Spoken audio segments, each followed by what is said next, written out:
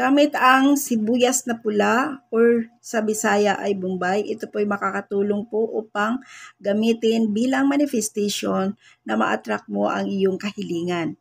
Sa paraan pong ito, magkakaroon ka ng pera na hindi mo po ini-expect na matanggap mo kaagad. So kung interesado po kayo sa ating topic guys, please watch this video until the end. Ituturo ko po sa inyo ang tamang paraan sa paggamit nito.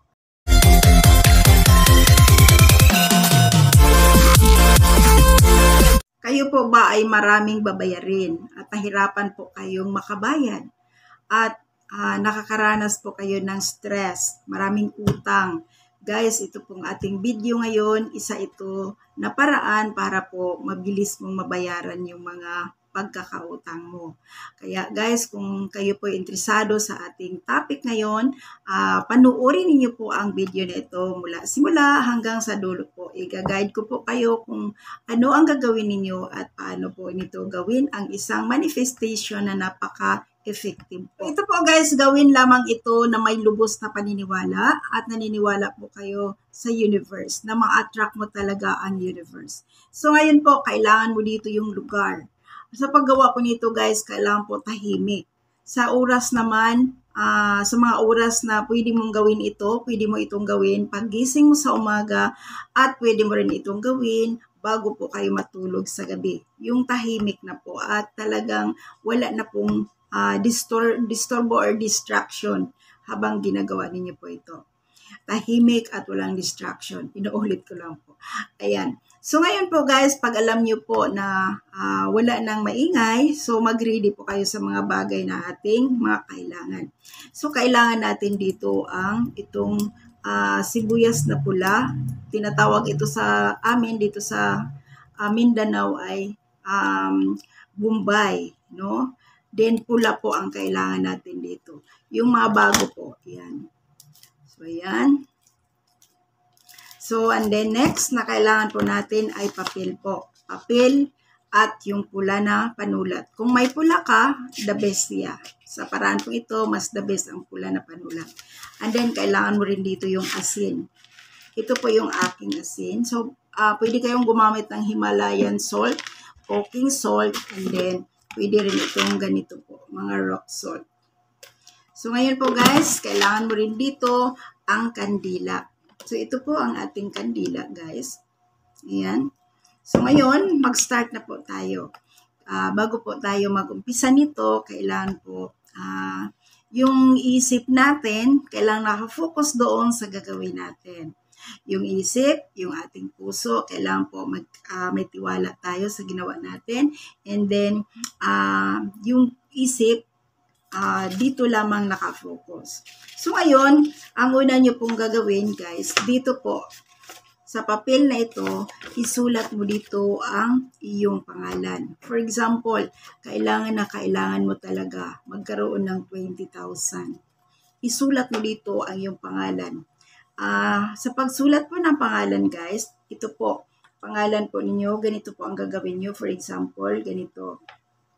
Pangalan, apelyido. Kompleto po guys. Yan. And then, dito po. Pangalan, apelyido, and then halaga po ng pera dito. And then, pangalan, apelyido, halaga ng pera. So, 8 times mo siyang isulat. For example, pangalan. 8 beses mo siya isulat. Sulat mo rin dito yung halaga ng pera. And then, dito na naman pangalan, then halaga ng pera. Baga sa ano, yung hindi mo sunod-sunurin yung pangalan mo. Baga, sunod-sunod na ganyan. Hindi po. Pangalan, halaga ng pera. Pangalan, halaga ng pera. Hanggang mapuno ang papel. And then, gawin po ninyo na 8 times po. 8 times yung halaga ng pera. 8 times din yung pangalan na pagkasulat. Okay? And then, once na nasulat na po, ang next na gagawin ninyo po guys, dito po guys sa mga sibuyas na pula na ito, tanggalin po ninyo yung mga balat. Ito po guys, oh, ito yung mga ganito guys. Ito, mga balat na ito, tanggalin nyo po. Kung madami guys, mas okay siya, mas maganda. And then, yung mga tuyo po guys, tanggalin lamang siya. Yan. Ganyan. Tanggalin mo lahat. Pabalik-balik ako. Yes, totoo nga, tanggalin talaga siya lahat. Ayan. So, ayan. Ito na po. Madami na tayong natanggal, guys. Ayan.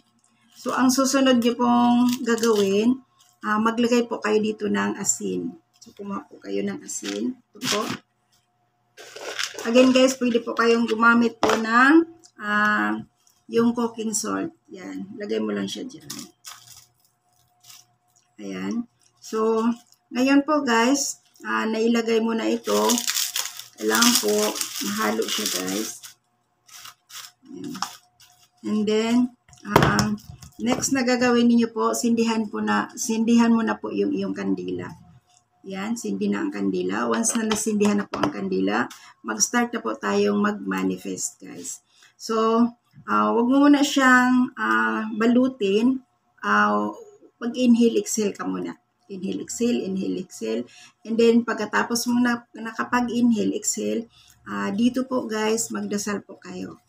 Hilingin po ninyo sa ating mahal na Panginoon na kung ano yung purpose ninyo dito, bakit ninyo ito ginawa, na ito po ay ibigay po sa inyo. For example, mayroon po kayong kailangan talaga na mabayaran. Mayroon kayong babayaran talaga. Na need at talagang hindi pwede na hindi mo ito bayaran. So, ang gagawin niyo po, guys, magdasal ka. Hilingin mo po, mahal na Panginoon, ibigay niyo po sa akin ang aking kahilingan. Please po, mga ganyan. And then, gagamitin ko po ito na ito po ay magiging daan na magkaroon ng katuparan ang aking kahilingan. Ako ay magkakapera ng halaga ng pera na ito kung magkano ang iyong sinulat dito. And then, pagkatapos po, guys, balutin mo na siya dyan. Balutin mo lang siya. Ayan. Balutin niyo po.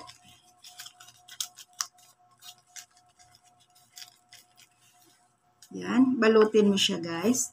Pagkatapos mong naibalot ito, ang gagawin niyo po dito, guys, ilagay mo po doon sa ilalim ng iyong unan. I-overnight mo po ito.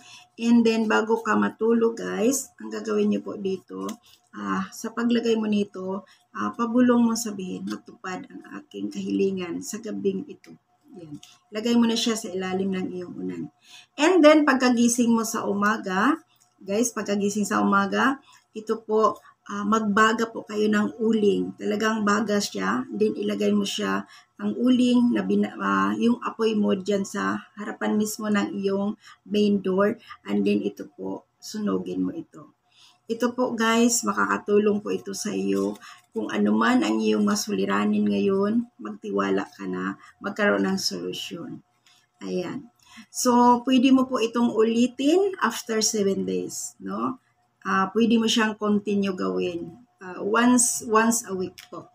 And then, makikita po ninyo, guys, kung ano man yung mga kahirapan mo ngayon, financial, unti-unti po yung magbago. And then, napakataas ang chance na kung magkano ang iyong kailangan within 24 hours, yan po, mamanifest mo yan, maibigay sa iyo yan. No? Magtiwala ka. So, sana po, guys, nakakatulong po ang ating topic ngayon. And then, syempre po, guys, samahan ito ng sipag at tiyaga. And then, ulitin ko po, positive. Kasi once na ikaw ay isang positibong tao at naniniwala ka talaga na magkakaroon ng solusyon kung may problema ka ngayon, magkaroon talaga yan ng solusyon. Kasi po, talagang sasagutin po yan ng ating Panginoon. Ayan.